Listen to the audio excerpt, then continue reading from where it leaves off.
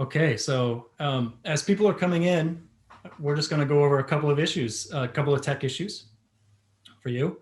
First of all, welcome to the Shared Capital 2021 Annual Member Meeting and Cooperative Forum. My name is Adam Trott. I'm the Director of Member Relations.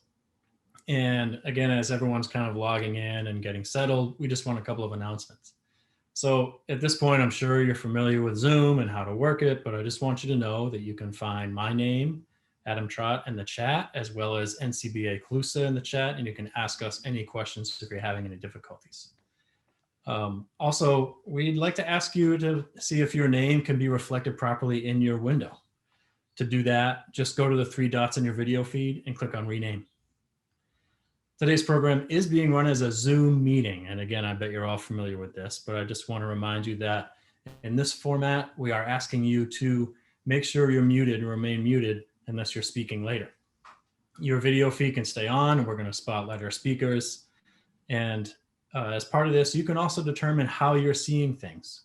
If you like, you can go to the gallery view and see more people.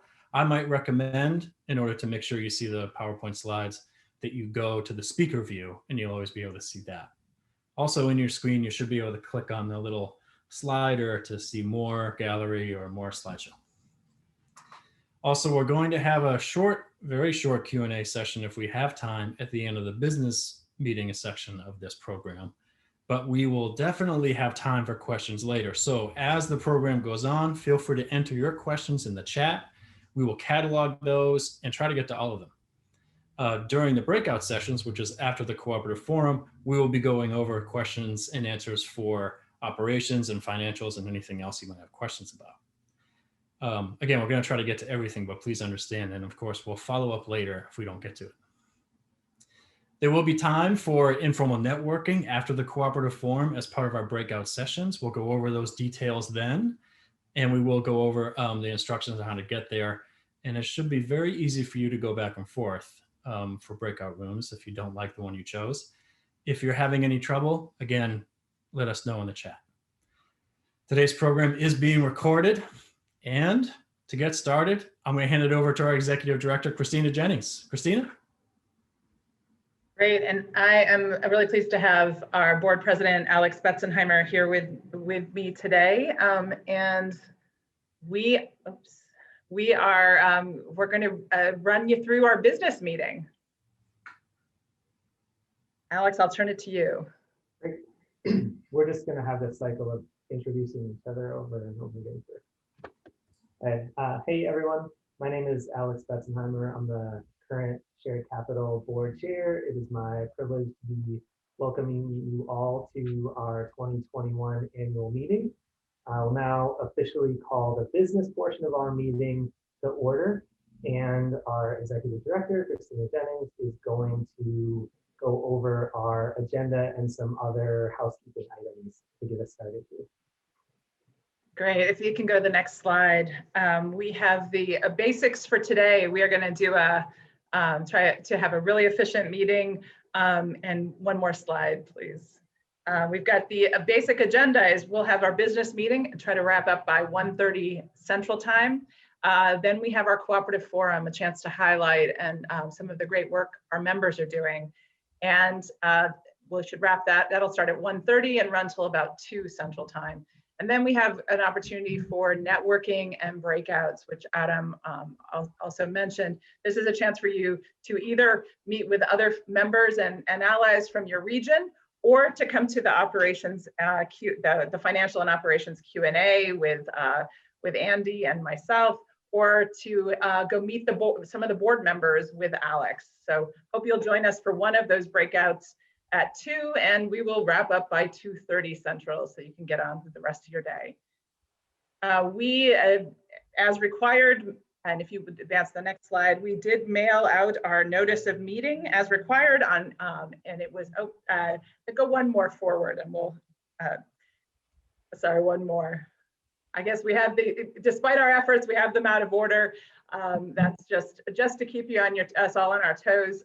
We did send out the meeting notice on March 30th, and we are that went to all of our members as a notice to the meeting. And of course, this meeting is open to anyone. We will, now let me have Elizabeth, if you wouldn't mind going back 2 slides. I want to thank our sponsors. We are thrilled that the National Co-op Bank is our sponsor of our cooperative forum today. And we'll talk a little bit more about that at the start of the cooperative forum, but thank you, NCB. And next slide, we also want to thank our other sponsors. We thank Survey and Ballot Systems, the National Cooperative Grocers, Capital Impact Partners, Pachamama Coffee Cooperative, Wegner CPAs, the International Center for Cooperative Management, and Upside Down Consulting. We want to thank them and all of our sponsors for supporting this meeting today. And now, if you could go forward 3 slides, I believe, let's see. And we are going to not attempt to do a review of our minutes on this meeting and spare you that. However, if you would like to read the minutes from many past meetings, they are posted on our website at thesharedcapital.coop/annual meeting. And you can download them there. And there's also the agenda and some other materials are also on that site. And thanks, Adam, you put that in the chat as well. Terrific. I'll hand it to you, Alex. Next slide, please. All right, thank you. So I would like to take a minute here to introduce our board members from this past year.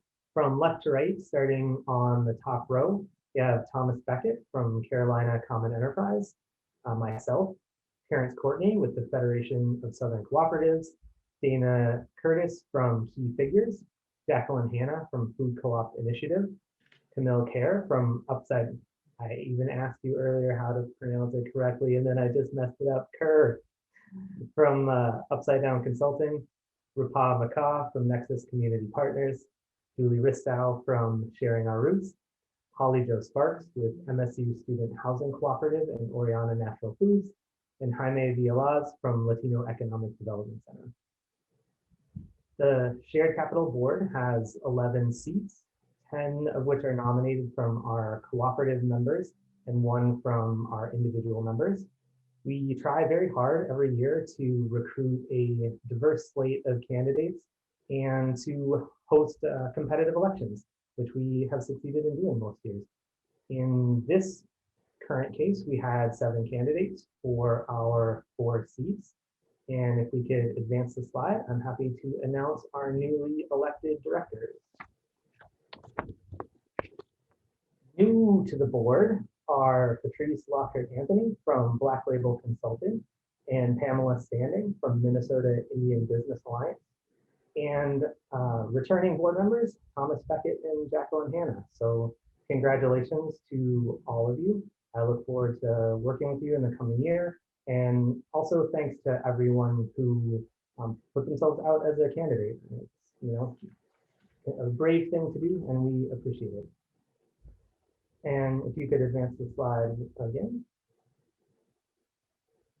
As a final piece of board business, we would like to offer thanks and appreciation to Jaime Villalaz, who after 6 years on the board and the loan committee has decided to step down. Jaime has been a senior staff member at the Latino Economic Development Center here in Minnesota and has been a really important bridge between our organizations. He's helped keep us connected to existing and emerging Latino-owned co-ops, both in Minnesota and nationally. Jaime, it's been a real pleasure working with you. Thanks for your time on the board. I hope that we get to work together again in the future. With that, we'll pass it back to Christina, who's going to talk about some of our highlights from this past year. Great. Thank you. And I have too many pieces of paper in front of me, so let me get to the right page. So yeah, 2020, we all know, was an interesting year. There were a lot of challenges that our members faced and that members and allies faced. And so want to really acknowledge that. We are, and if you could advance to the next slide, we were pleased that we were able to continue to advance our efforts towards achieving our core strategic goals. And just to refresh everyone's memory, our core strategic goals here in brief are: one, to grow our assets and our equity in order to increase our self-sufficiency and sustainability. It was also to deepen the impact of our work, really through expanding the diversity, the inclusivity, and the equity components of our work. Third, to increase awareness of the work we do in the public and with other cooperatives. And finally, to strengthen the human and technical capacity of our organization in order to be more effective and support the growth that we are working to achieve. So those are our core strategic goals. And here in the next slide, if you want to advance, I can share with you some of the accomplishments. So we really had a strong financial performance and high profitability in 2020, despite all the challenges, and Andy will cover that in more detail. A couple of highlights though: we were able to grow our assets by over 22% to over 16 million. We were able to we made 21 loans to co-ops totaling over $4 million. And we continue to our commitment to focusing on our resources on those who have been marginalized from access to capital. So 82% of our dollars went to co-ops that we're organized by and serving people of color, women, LGBTQ communities, and low-income communities. So we continued that work. And we were proud that 42%, we still have more work to do, but we got 42% of our dollars into the hands of BIPOC-owned co-ops, those Black, Latinx, and other people of color-owned co-ops around the country. We also got CDFI, the U.S. Department of Treasury CDFI Fund Awards in 2020, including a Healthy Food Financing Initiative Award, which allows us to expand continue our support for grocery co-ops that are serving communities with limited access to food, healthy food. And then we raised over $3.25 million in new investments from co-ops, from impact investors, and from foundations, and that helped really support the growth in addition to grants that we raised. And unfortunately, in terms of things we didn't achieve last year, one thing is we had hoped to hire a new director of finance and operations in 2020. We did not get to that, not because of the budget, but because we were so busy responding to all of the demands of unexpected demands of the COVID pandemic that we just could not fit in a way to make that hire happen. We're thrilled though that in early 2021 we did move forward on that, and I'll talk more about that later. Next slide. Great. So just to talk a little, to mention that in response to the COVID pandemic and the economic crisis of 2020, we were able to put out some emergency loans to members. We were able to also really help our members once the government programs became available. We actually got our emergency loans out very quickly. And then fortunately, as government loans such as the PPP and EIDL came out from the SBA, we were able to support our members in getting access to those resources. Close to 60% of our borrowers needed to take some kind of deferred payment in 2020 because of the pandemic. Fortunately, we were impressed by the resilience of co-ops once again, and 96% of our borrowers returned to full payments after 1 to 3 months of deferments. We had offered up deferments as a way for folks to really get a handle on what was going on and what their situation was, but 96% were able to return to full payments then after that. We did see last year that some businesses really needed to delay new loans for a variety of reasons, and so that did actually slow down our lending a little bit from what we had anticipated, but we were still actually able to make our lending goals in supporting co-ops and getting the dollars that were needed out into the hands of the co-ops.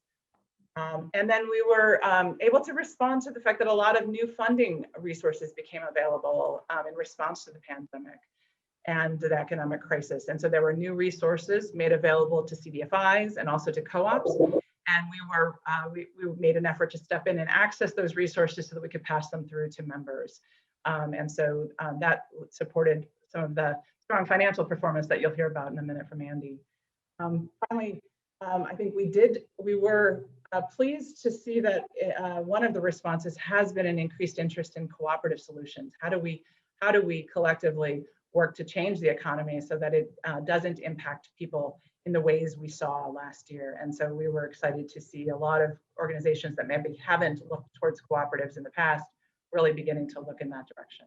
And that we look forward to continuing to work with those groups as well as our longtime allies to advance a more democratic and cooperative economy. And next slide, I will turn it to Andy to talk a little bit more in detail. Oh, I'm sorry, I'm on the wrong slide next. Let me turn it to Alex with some good news. All right, great. Yeah, it is good news. I'm happy to announce that this year we are able to distribute both a patronage dividend and a preferred share dividend. The patronage dividend is a distribution of profit back to our members based on the interest that they paid in the past year. In this case, that refund amounts to about 0.25% refund on their interest payments. The preferred share dividend for the year is 5% based on shares held in 2020. These are both important aspects of shared capital, not just supporting co-ops, but also, in fact, being a co-op ourselves. And they're also an indication of our strong financial performance from the past year, which our controller, Andy Shively, is going to speak more about now. And we have one slide about the preferred shares dividend as well, if you'd advance to the next slide. Thanks. Now I think we can forward to the financials. Great, thank you so much, Alex. And to everyone in attendance, I'm really glad to be here and to be a part of Shared Capital's work. If we could advance one slide, please. So here we have the profit and loss statement from 2020 compared to 2019. Despite the significant challenges posed by 2020, of which we're all aware, Shared Capital has completed a financially successful year. We ended the year with a net income after taxes of $378,000, allowing for a substantial patronage dividend, which Alex just discussed, and almost $30,000 to member borrowers. Additionally, we saw an increase in the cooperative's collective equity of $348,000. So while profitability has been trending upward for the last several years, we really made a huge leap in 2020, as you can see from the comparative bottom lines here. This was driven in part by a significant reduction in provision made for loan losses compared to 2019, but also by increased revenues. If we could go to the next slide, please. So here you can see the overall revenue trends from the last decade. Earned revenues, that's meaning revenues generated primarily from lending activity. Those are shown here in the darker blue, and the grant revenues are in the lighter blue. While 2020 earned revenues held fairly steady with 2019 levels, increased grants really pushed the total income to over $2 million in 2020, continuing that general trend upward. The majority of grant revenues were contributed to fund increased lending, so we can expect this to propel earned revenues in future years. Next slide, please. So this graph shows Shared Capital's debt and equity investments in cooperatives in the blue bar graph, compared to total assets, which is depicted by the orange line. Shared Capital's loan portfolio grew by $2.1 million in 2020, ending the year at more than $13.1 million in outstanding loans to cooperative borrowers. However, Shared Capital's impact in growing the cooperative economy includes not only loans made to cooperatives, but also equity investments in cooperative ventures. So taken together, Shared Capital had more than $13.3 million of capital deployed in cooperatives across the United States at the end of 2020. And as you can see from the orange trend line showing asset growth over the last 10 years, Shared Capital is poised to continue to grow this impact in the future. Total assets increased by over $3 million over 2019, ending the year at more than $16.5 million in assets. And this is a really significant progress toward the goal of becoming a $20 million organization, which we are likely to achieve in 2021. Next slide, please. So looking forward to 2021, we are anticipating another strong year for Shared Capital. We're projecting a 17% increase in earned revenues over 2020 and 15% for grant revenues. Now you'll see a budgeted 25% increase in interest expense, which reflects significant growth in the funds invested in Shared Capital further expanding our lending capacity.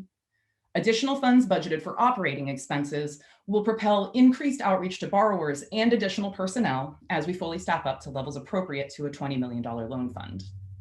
Despite the expenses associated with these investments in shared capital's capacity, we do expect to maintain significant profitability consistent with 2020's performance. Now, beyond the financials, 2021 promises to be another exciting year for shared capital, and I'll hand it off to Christina, who can share some more information about the year ahead. I think we can go to the next slide too. If I can find my, let's see, and if all right, terrific. So thank you, Andy. And I just want to note that Andy has been our controller for several years, and we're thrilled to be able to work with her team at Key Figures, which is a worker cooperative. Of course, love to be able to work with another cooperative to advance this work collectively. So thank you, Andy, for all of your support over the years, and this has been great. So yeah, as Andy said, we are, I think our budget was to grow to at least 18.5 million in assets this year, but we actually, as Andy noted, are expecting to grow beyond that. We are planning to add 2 staff members. We're thrilled that one of our brand new staff members is on today. He's actually starting tomorrow. So Mark Downey, it will be our new Director of Finance and Operations. And then we expect to add another staff member later this year. Really, as Andy noted, it's really important that our staff, we've had a very lean staff for a CDFI of our size for many years, and are working to really make sure that we can meet the needs that our members demand of us. So we've got an aggressive goal, perhaps, of raising a 5.5 million, but are in debt and equity for our work, but are well on our way towards that goal with a significant portion of that already in hand, and believe that is actually, while aggressive, a realistic goal. And we projected a relatively small increase in our lending activity for 2021 to about 4.4 million from 4.25 million in 2020. We may exceed that, but I think we took a conservative approach, knowing that there was a lot of uncertainty coming into this year. We certainly expect to be able to, so far we are right on target to hit that goal. We also continue our work to really make sure that we are serving the communities that we are committed to investing in, including Black, Indigenous, and people of color owned co-ops. And so we are really excited that in December, our board of directors allocated $100,000 of grant funds to increase our commitment to through technical assistance, through training programs, and through some special equity investments to be able to invest in startup and early stage cooperatives that are owned by BIPOC communities. Really, the challenge of making sure that co-ops can be formed and get off the ground, we know that that is one of the pressure points for capital access. And so while we have been working hard to make sure that we can serve co-ops that are growing and expanding, this investment is intended to be able to deepen our work by reaching those that are starting and really at early stages. And our goal is to make sure that at least 45% of our dollars are going to BIPOC-owned co-ops in 2021. And we'll keep you posted on our progress towards that as we continue to try and grow that percentage. So that is the end of our comments. Again, if you would love to dive more deeply into some of these financial topics or other of our programmatic organizational work, please join us for one of the breakout sessions, the financial and organizational question and answer, and we'll allow you to ask questions. We may have time for a few questions at the very end of this business meeting. We'll see how our timing goes. We will, and I will turn it back to you, Alex, on unfinished business. Thanks, and I'm not sure if there's a slide for this or not, but I think there is. Yeah, the agenda item that's not so much of an agenda item, but officially we need to address any unfinished business or new business of which we have needed to do at this time. So we can go right ahead to staff introductions. Great, and so we will, it looks like maybe we have time for a question or two. If you want to place your questions in the chat. We will do our best to try to field a couple of them. And I want to take a moment to also, while you're plugging in your questions, and again, I think as Adam said at the top of the event, if we don't get to your questions now, we will also pass them through to the breakout session, and we will also do our best to respond to you if we can't after the meeting if we can't get to them all. But I want to thank staff. First of all, I really want to thank Adam Trott for all his work putting together the annual meeting. Thank you, Adam. I know it's a busy time and a big lift, and appreciate all of your work. Also want to thank the rest of our great team. Samantha Bailey is our loan officer, and actually, if you can put up the slide, a staff slide, while folks are plugging in their questions, please keep putting in your questions, and and then we'll come back to those. But Samantha Bailey is our loan officer. Jessica James is our loan administrator. Rhonda Weidling, our operations manager. Mark Fick is our senior loan officer. And then coming on to staff, Mark Downey, our new director of finance and operations. So thank you to all of them. And we are really fortunate to have two longtime contractors who provide significant additional support, including Jim Shadko, our senior loan officer, who's with us, who's been with us for over 13 years, and Andy Shively, our controller from Key Figures. And let's go back to the Q&A slide, and then we can see if there are any questions. So far, we don't have much for questions, so maybe we can just ask people to enter your questions in there in the chat for now, and we will catalog those for the Q&A section of the breakouts. Great. Sounds good. And we so next up is going to be, checking our time, we're moving by 1:30, we're going to move to the Cooperative Forum. And this will be a chance for us to really hear from, to highlight some of the great work that some members are doing. So look forward to, please stick around.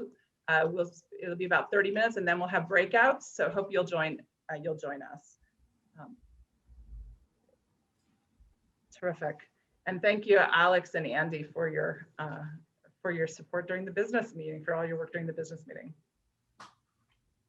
Great. Yep. I just want to jump in. Oh, I'm sorry. We're adjourned. We did get a couple of great questions. We will address those during the breakout session. Thank you for sending them.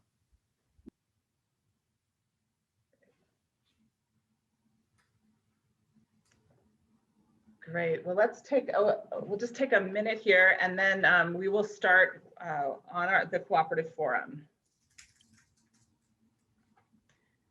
So, and Terence Courtney will be joining me to moderate this portion.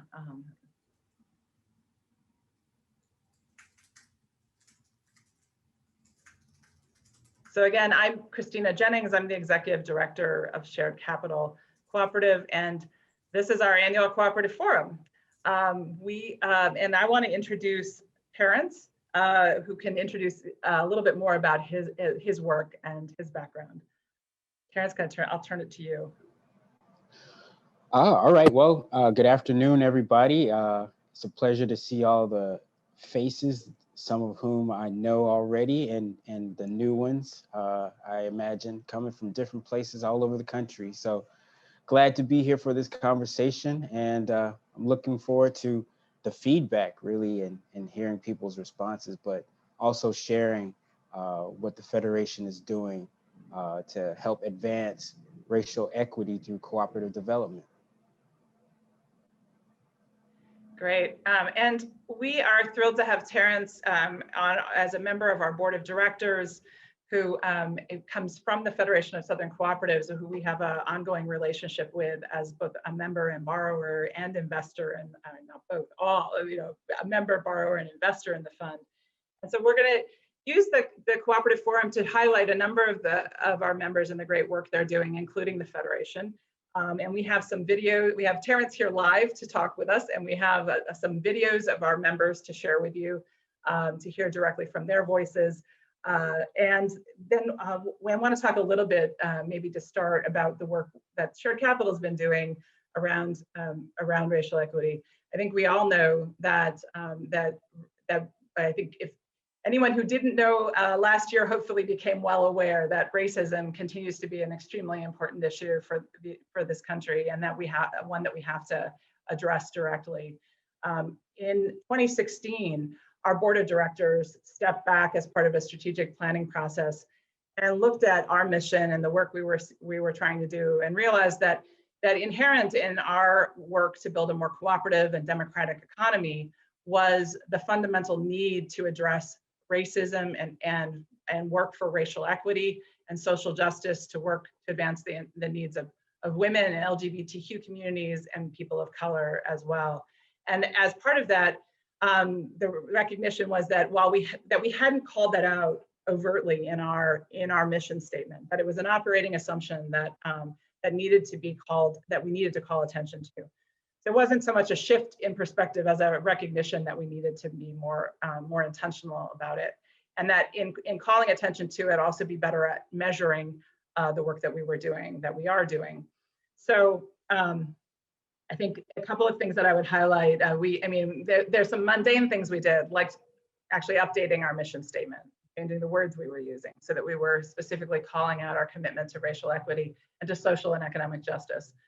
But we were also, obviously, while we thought that was important, that's not enough. And we took some steps internally to set up diversity hiring policies, to really look at increasing the diversity of our board and our staff, and to begin to take steps to make sure that we had diverse and inclusive spaces for within the organization, and also to look at how we were doing our lending, and looking at everything from the policies that we used to make loans, the products that we had available for cooperatives, and how we were assessing risk and impact in that work.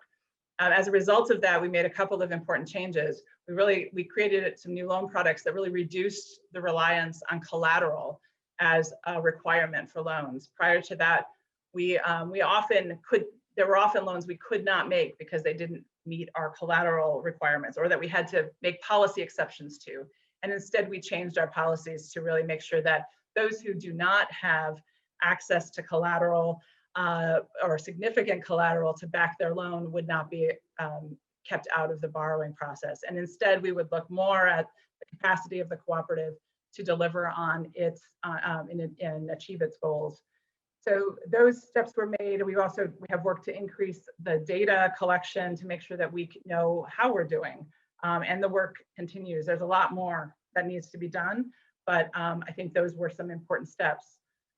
Also, as I mentioned briefly before, in 2020, we were thrilled that the board of directors took the step to allocate, it's a small amount of money, but an important first step, to allocate $100,000 to increase our investment into BIPOC communities. Now, to be clear, it's not that we're only investing $100,000, it's that the $100,000 of grant funding allows us to do more than we could do typically with our loan capital.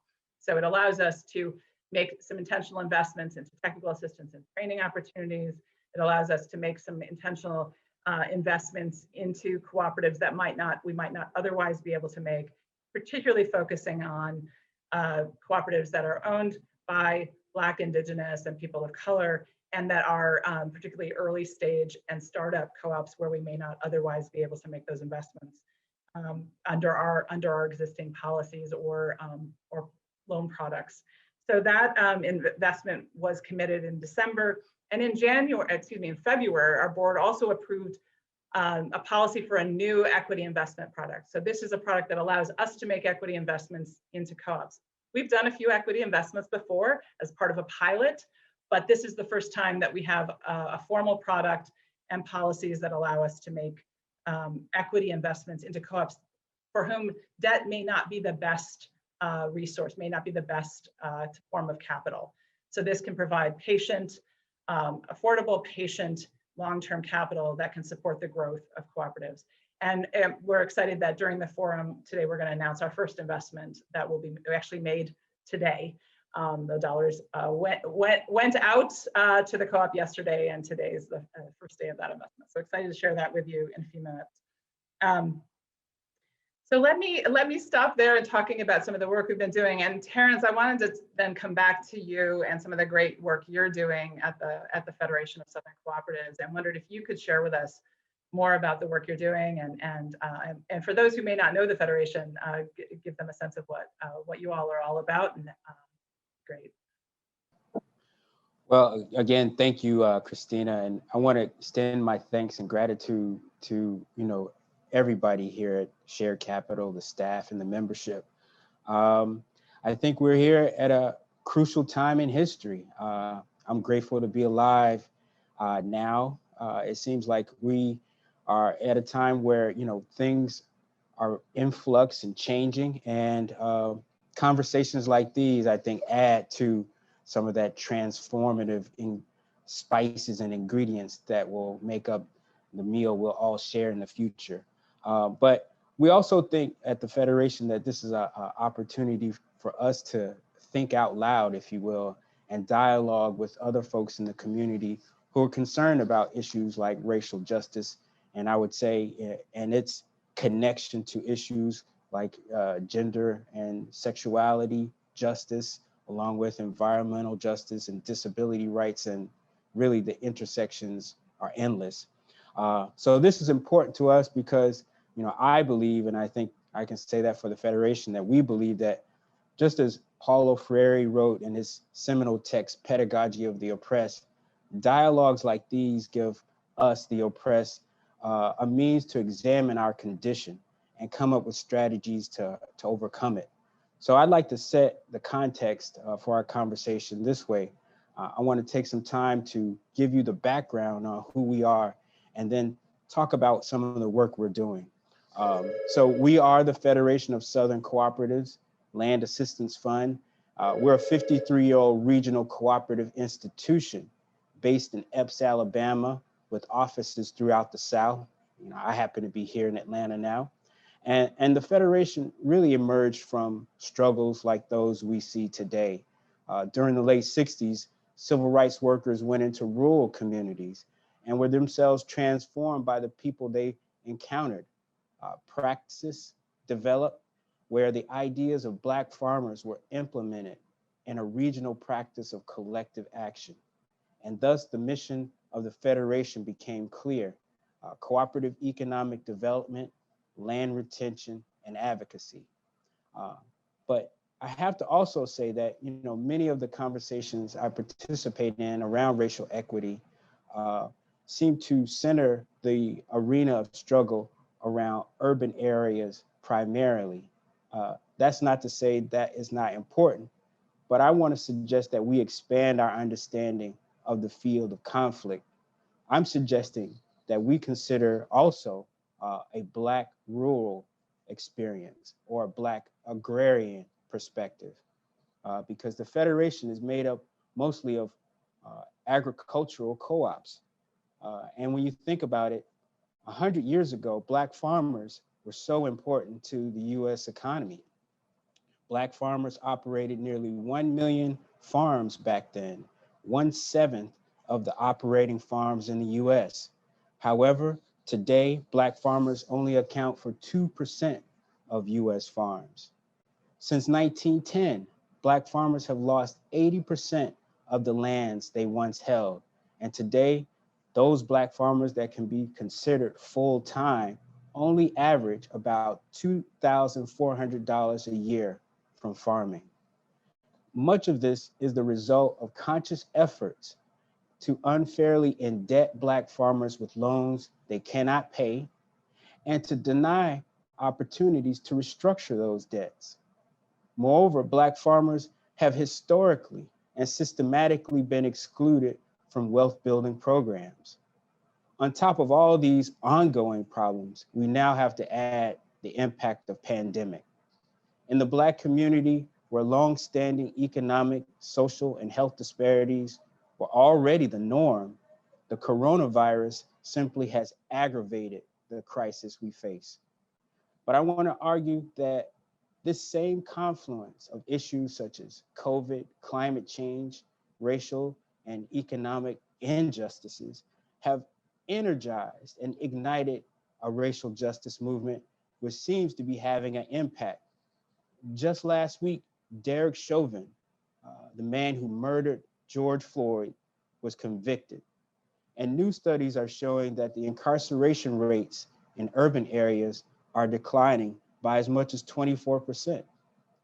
That said, from the rural perspective, we're seeing a simultaneous rise in pretrial detention, where Black people are still more likely to be in prison. And in a host of other ways, Black rural communities are placed on the front lines of impact from the intersection of climate change, COVID, and economic downturn. And this is why we at the Federation espouse cooperatives as an organizing model to help advance not just racial justice, but economic justice as well. Our approach to making social change involves a 5-point strategy. Number one, cooperative development. Many of you know that though cooperatives have had a long history here in the US and worldwide even, many people still are unfamiliar with the concept. So we provide cooperative education and training to groups of people interested in collective action. One example of this is our annual event dedicated to co-op development called Co-op Econ, which takes place in October. We also do cross-racial bridge building. At this time, we're building cooperative bridges between Latino, Asian, and even white working class fishermen in Calhoun County, Texas. This is a community that has struggled with environmental pollution and economic exploitation from oil and plastics manufacturers and also large-scale seafood dealers. And they've asked us to help them build cooperatives to turn things around. We engage in strategic partnerships like this one. We serve on boards and working committees of organizations like Share Capital and its loan committee. We work to bring a perspective rooted in a Black working class experience to the table. Our objective is to ensure that our strategic partnerships do their best to support the proliferation of sustainable cooperatives in communities of color. We engage in a regional marketing development program. You know, when the pandemic caused nationwide shutdowns last year, many of our agricultural co-ops lost upwards of 70% of their revenue. Black rural communities that depend on agriculture for their livelihoods were hit especially hard due to this fact and to the weakness in the public sector in rural communities. So we turned that moment into an opportunity to strengthen our regional marketing networks and systems. This helped to make substantial reversals such that by the end of 2020, many of our agricultural cooperatives were seeing small surpluses. And last, I want to talk about our cooperative advocacy work. Co-op advocacy is one of the 3 pillars of our mission. Currently, laws and policies are not set up to support cooperative development in the South, and this has a disproportionate impact on communities of color seeking to create situations where they own and control their own productive capacity. In order for this to change, we have to engage and influence lawmakers. And we do this through our dedicated staff and events like ones we just held yesterday called this Co-op Symposium, where we brought together lawmakers, our members, and folks on our network to discuss issues like the American Rescue Plan and how it will affect cooperative development in the South. So that's just a little bit of what we're doing to advance cooperative development. I can talk more later, you know, if people have questions or thoughts they want to share, and I'll be glad to engage anybody at any point in the future. So I think, Christina, I'll stop here in case we want to Thanks, take Terence. any questions or whatever. I'm sorry. Go ahead. Thank you. So. No, thank you. And I want to just acknowledge that it's 5 years ago, next month, 5 years ago, May, in 2016 of May 2016, that we were able to actually begin financial relationship in addition to kind of our longstanding collaborations and interest in each other's work. And so in 2016, we were able to extend a line of credit to the Federation of Southern Cooperatives. They were facing, and Terence, you may want to add to this, but they're facing some real challenges with their, because one of their main funding sources, the US Department of Agriculture and other federal grants, come on a reimbursement basis. Well, that means you have to have the cash up front to do all that work. And it is, it can be an enormous challenge for an organization, especially a growing organization. And so I think the executive director of the Federation came to me in April of 2016 and said, you know, we really need access to a line of credit. We've been working to get one and cannot find a place to get a line of credit. How can we work together? And I think in one of the quickest turnarounds in our lending history, maybe our COVID emergency loans were a little faster, but we were able to extend a $250,000 line of credit to the Federation in 2016. We were all trying to figure out how to do this because we don't do a lot of lines of credit, especially didn't do many at that point, but it kicked off a new opportunity for us to work with members. And so I don't know if you want to add anything. I think we've made some great progress in 2020 with some new developments, but I don't know, Terence, if you want to add any comments about that. Well, absolutely. And I'm hearing a little feedback. Yeah, I think this is one of the key ways that we try to build these, strategic and principled partnerships with allies. I think Shared Capital has demonstrated its allyship to the movement and to the Federation. I currently serve on the board, as I said, and I'm also part of the loan committee. But, what precipitated that is just as Christina shared, is that, much of the resources to do cooperative work in the South go through the USDA, because here in the South, there are really only a couple of kinds of cooperatives that are really acknowledged. Those are agricultural-based cooperatives, credit unions, and to some extent, rural electrics. So, we do a lot of our work with the USDA. And as you say, you have to put sometimes hundreds of thousands of dollars up front to do the work. For an organization like ours, though we have assets, we are still very much a grassroots people's organization. We're not rich. So finding lines of credit are key to helping us continue to do this work. And some of the other challenges we faced as a co-op is a lot of the traditional lenders don't lend to entities that are collectively owned, which put us in a very difficult position. And on the other side, that a lot of our co-op supporters who lend money, they don't lend as little as we need it. So we had to find some place in the middle to make that work. And it was a great opportunity to partner with Shared Capital on this note, because we were able to put those pieces together from various places to raise the resources. But in turn, I think we also understood that this is a reciprocal relationship. It's a mutual relationship. So we then, took the support that we gained from Shared Capital and its line of credit to mobilize resources to invest back into Shared Capital to increase its overall pie. And I think that's the kind of reciprocity and movement building that we need right now. So again, I want to give thanks to having an ally like Shared Capital on our side to advance this work.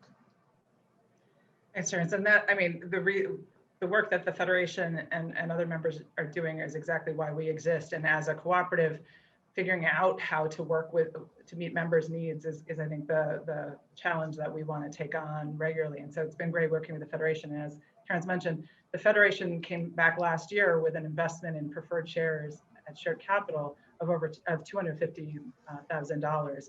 That money really, an equity investment into Shared Capital really helps us leverage additional dollars, and so it made a huge difference.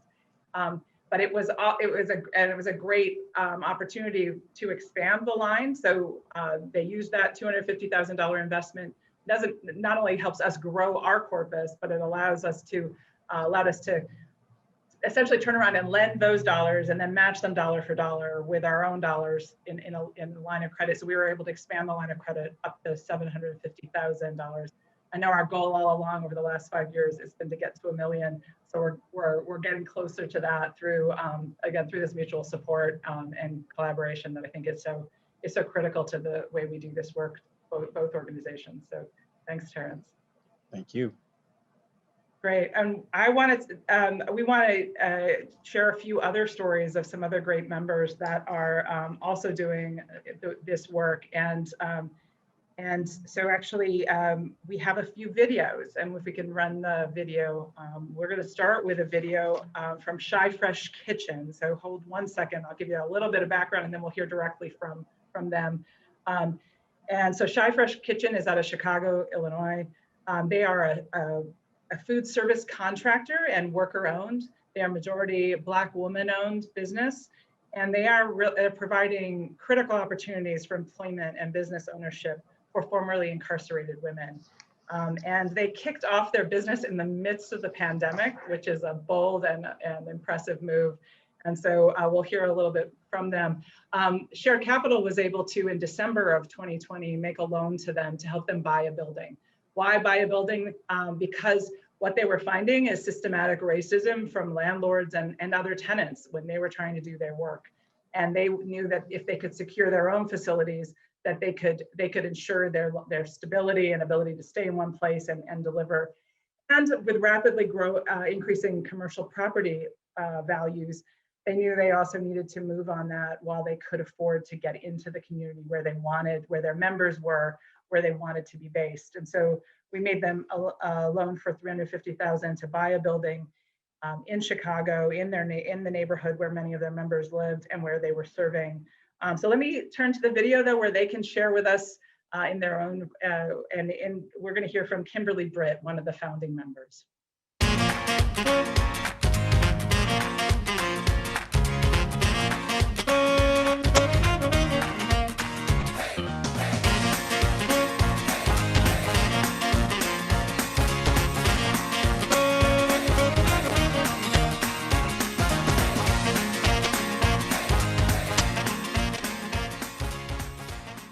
Well, welcome. I'm here with Kimberly Britt of ChiFresh Kitchen in Chicago, Illinois. Thank you again so much for coming. When I'm looking at your timeline, I see that you're opening right in the middle of COVID. And the first thing you're doing is feeding people, I think 1,000 meals a week at that time in May and June, for those who are food insecure. Can you just talk about that a little bit? Yes. Yeah, well, like you said, we started in the midst of COVID. We really weren't planning on opening up until May, but then the pandemic hit and we felt like that was the perfect time to begin our journey. So actually we started off with 50 meals a week. And in a week's time, it went from 50 to 500 a day.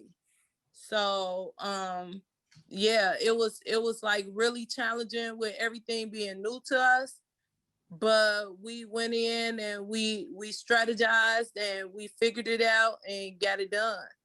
And we definitely made an impact on our community during that time. Even when things were getting harder, you all were able to ramp up, get more meals into onto people's tables.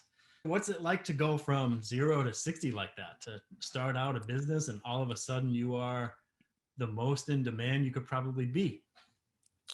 Yeah, well, I'm not gonna lie, it was tough at first because we had to find our rhythm inside of the kitchen, and by our space that we are renting right now is a shared kitchen, and there's very limited space there. It was a kind of difficult task to actually put out all of those meals in a day's time. But after you do something repetitiously, you find a niche with it. So that's what we did. After doing it for maybe like a week, we found out what worked for us and how we could get that done and done on time. Plus, it was a matter of, as we were delivering the food to certain facilities, we found that those were actually the only meals that people were receiving for that day. So it wasn't a matter of whether or not we could do it. It was like a matter that we really had to go ahead and get that done. So that's the type of attitude that we brought into the kitchen. And that's what made it work. Everybody was determined.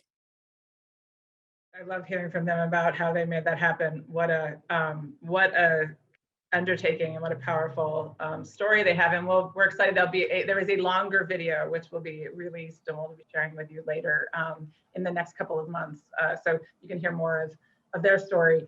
But really, really excited to be able to partner with them. And they're still in their rented space, but moving in the process of renovating the space that they purchased and moving into that.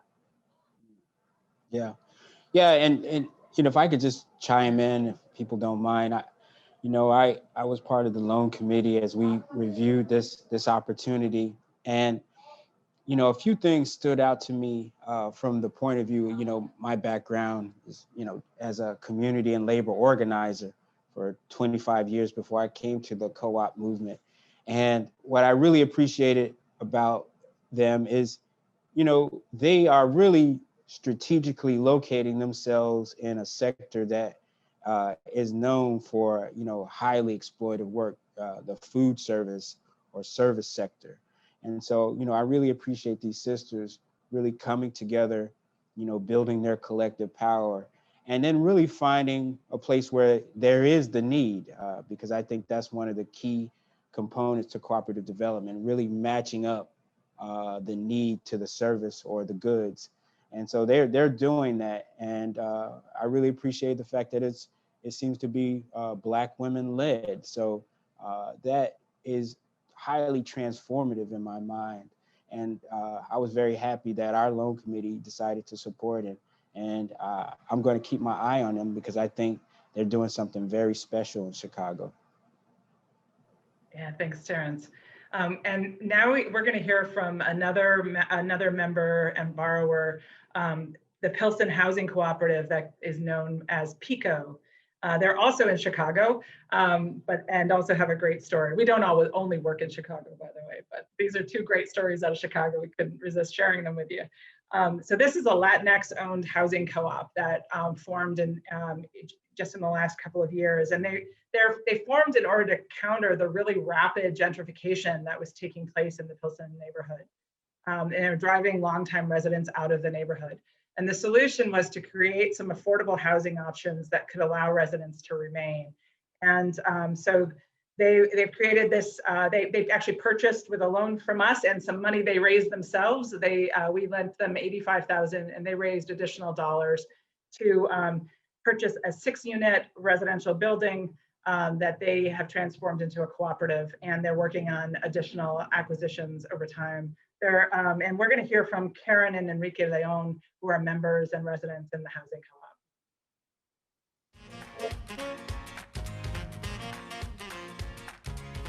Hi, my name is Karen, and nice to meet you, Adam. Thank you for give us this opportunity to explain a different people how PIHCO is working with us. So we are a family of artists. My husband and I, we have an entertainment organization like Mariachi Mexico Vivo. It's a band. And for us, PIHCO, it's life-saving because we were displaced for the place where we live in, and we found PIHCO. So it was like a miracle for us. The money that we spent paying rent for many years, there were like thrown into the garbage. But now with PIHCO, we have equity, we have saved, and we have a house. So that's a very good investment for us. And it's like, we are so happy to belong to PIHCO and to belong with another 6 families in here. Pilsen is an artist community. And I wonder if either or both of you could speak about your work in the arts and what you're trying to do to sustain your community and to keep Pilsen how it's been for the past 40 or 50 years. Yeah, so my family is a family with artists. My kids and my husband, they're musicians. So it's very difficult for a musician to get money or get a loan to buy a house because of the job that we doing. So it's very difficult. But now with Pico, we could do that. So we can afford to have our house, our department. So, and we feel safe about that. So it's a very good opportunity for the artists in Pilsen, especially because Pilsen, it's an artist place. You can see everywhere murals and people doing stuff with their hands. So that's beautiful. And also we raised our 3 kids in here. So for 20 years, and we have to think about to move to another place. It was crazy. We can do that. So and now it's more easy for us, and we are so happy. I don't know how to explain how happiness for us. She did a great, beautiful job of explaining the impact. I love what she shared with us. And Pilsen, PIHCO, the housing co-op, is doing great work and is a great model, I think, for hopefully for other communities. Great. And then our next story is from the Drivers Cooperative. They're based out of New York City. And they are a driver-owned rideshare cooperative that's really working to disrupt Uber and Lyft and the exploitative conditions that those create for for drivers. So we're excited to be supporting them. They are starting up their cooperative, and we provided a $200,000 startup loan to help support them. That went out in 2021. And we're going to hear from founders Alyssa Orlando, Eric Foreman, and Ken Lewis. I'm Adam with Share Capital Cooperative, and I'm here with founding members of the Drivers Co-op in New York City, Alyssa Orlando, Ken Lewis, and Eric Foreman. Welcome, and I'd like to start with just asking the three of you as founding members of this really important co-op, what was your thought process? How did you come together on this, and where do you think it's going? The idea of a drivers co-op is not totally new, in the sense that the drivers in the industry, especially following the introduction of rideshare and Uber and Lyft in particular, post 2012, have been always looking at ways to do a better job, at ways they can stop the declining income and the increasing costs from rideshare. And so one of the ideas was always to, how can we do our own app?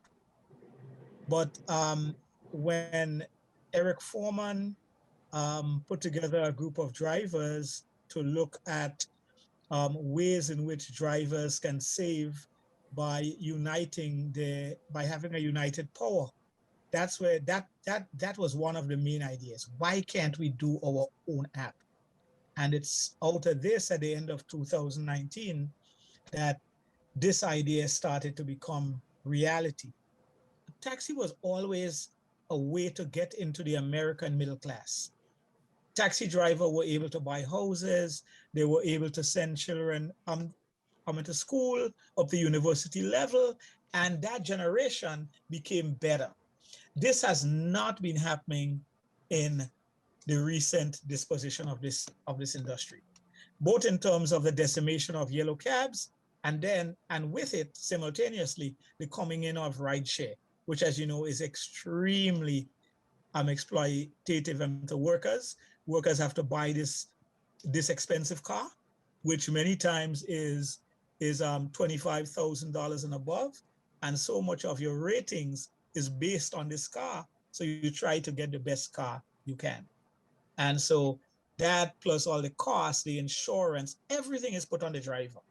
And I have known cases where drivers have had to download from apartments to actually live in rooms together. So one would sleep in the day, one would sleep in the night. In some cases, they have had him to They have had to send families back home into Bangladesh and Yemen and countries. I'm like, it has been brutal on people.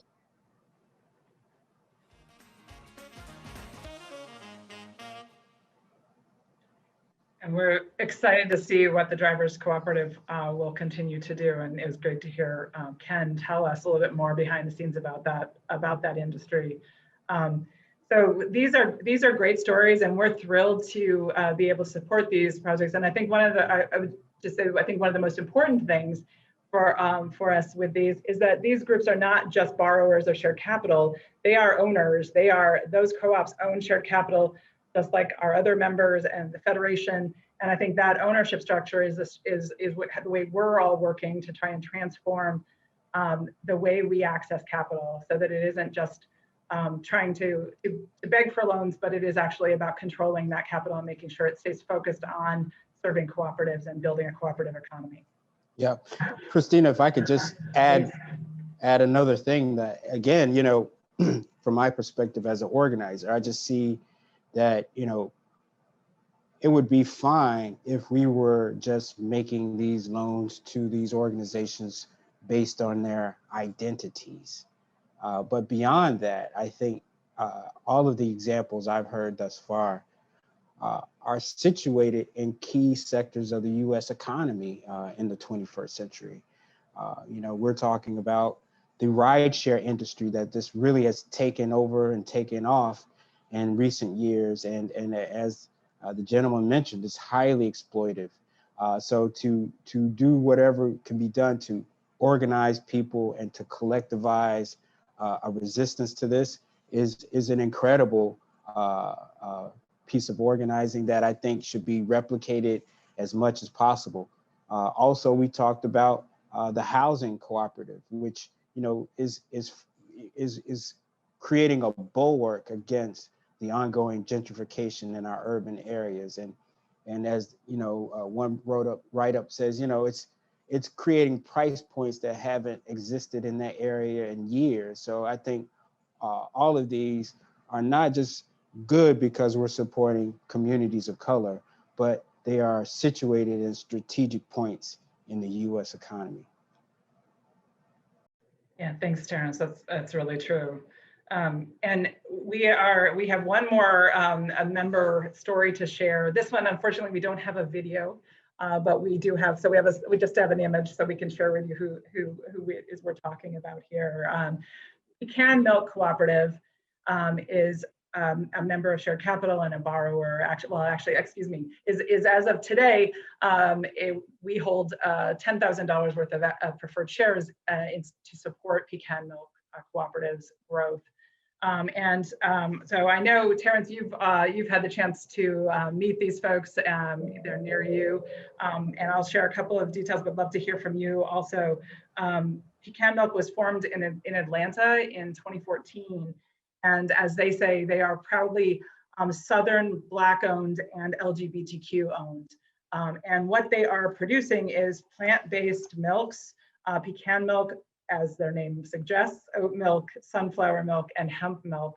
And they started out selling in farmers markets, but also then were able to, starting in 2018, build a relationship with the Sevenanda Natural Foods Market Co-op, which is a co-op located in Atlanta, and a food co-op in Atlanta. And so they began selling directly from there. It was their first, the first grocery store that they were able to sell from. And now they're poised to continue their growth and are working to raise equity investments. And we had actually been talking to them for a number of years about a potential loan, talking to them about how that might support them. But the challenge kept being that really debt was not the right structure, wasn't what they needed. They need, we try to be pretty creative, patient with our loans, but they needed a longer term investment, patient capital that could really help them grow. And so we were able to provide this $10,000 equity investment. This is the first equity investment out of our new product, and we're thrilled to be investing with Pecan Milk and look forward to working with them. Terence, you've known those folks. Do you want to add any comments? Yeah, I'm just happy to see this come about. I know Nigel for, going on 8 almost 10 years. I remember when he was one of the young organizers around town coming to demonstrations and whatnot. And he was actually part of that original core of people I brought together back in, I guess it was 2013, 14. We formed a cooperative study group because we really started to realize that cooperative development presented us, those of us concerned about revolutionary change, if you will, opportunity to do something different than your traditional nonprofit model. So he came and he participated, and he was one of the most dynamic young people who were part of the group. And even back then, he was talking about his pecan milk. And I was like, all right, well, you know, I'm glad to see that he stuck with that. And I'm proud that I was able to be on the loan committee to help kind of approve those resources. So it makes me happy to see that, you know, he didn't give up, and the young man, or he's keeping the ball rolling. That's great. Yeah, we're excited about their work and appreciate their patience working with us till we could find something that might work for all of us. So that's great. We are so grateful to have a chance to share with you some of the great members that are owners and borrowers from our fund, and now excited to move into kind of our next thing. Before we do that, I want to just take a minute to thank our co-op forum sponsor. The National Cooperative Bank was generously supported our event today, this online event, and our ability to share these stories with you. Thank you so much to all the folks at the National Cooperative Bank. I know there's some folks on today, and we really appreciate their continued support. They're a great ally, and I want to just specifically acknowledge there's so many ways in which we've collaborated with NCB, but last year during the pandemic, we were able to set up a relationship where we could just direct any of our borrowers for PPP loans right to NCB. NCB was also our PPP loan provider when we were looking at all the uncertainty of the year early on in the pandemic, and then we're able to connect all of our members to them. So we want to really thank them for all of the work they do, but want to acknowledge that in particular. So great.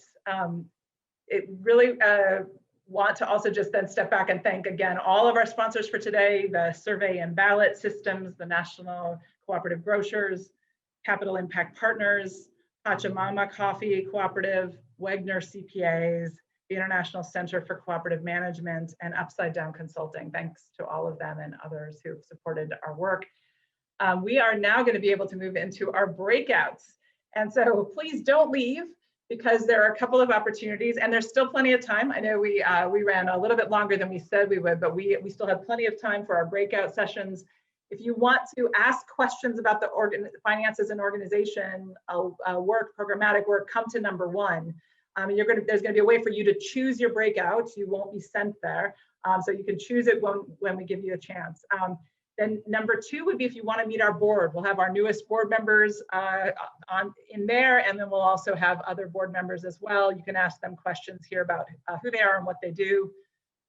If you'd like to network, we've broken it up by regions. And so East, Midwest, South, or West. East, number 3, South 4, West 5, and number 6, Midwest. We've got questions, sort of an icebreaker question. We'll let folks introduce themselves and go around and get to know who else is in their region. So hope you all will join one of the breakouts. And Adam, do you want to give folks instructions? And thank you, Terence, so much for being part of the Cooperative Forum. Yeah, thank you. So we are going to have the breakouts right now, and we will run over a couple of minutes in case, just to make sure we can have everyone speak. Very soon at the bottom of the window, you will have breakouts appear, and you should be able to click on there, and you'll have, see, it just popped up, the little breakout rooms icon with the 4 little squares. You can click right on that and choose which breakout you'd like to go to. I'll be in the East. And then if you clicked on the wrong item or you wanted to try something else, you can go right back down to that icon, click on it, and try a different breakout. Also, Christina and everyone for the Q&A, I will send the questions that we have tallied in the chat. I believe we caught them all, so I'm really sorry if we didn't get them, but please be sure to show up there, and we will be getting to those questions. and Christina, I'll be sure you get those probably via text and email. I've got the document if you need. Oh, great. All right. So you might need to refresh that every once in a while because new questions are coming in. So without further ado, we will see you all in breakouts. And that is the end of our program together. There won't be any closing session. So you can just enjoy the breakout session. Thank you so much for coming. This is a lovely day for us. I'm so hyped to see all these faces and talk about this great work. Thank you to everyone who's part of our forum, our board, and membership and supporters. So thank you. We'll see you soon.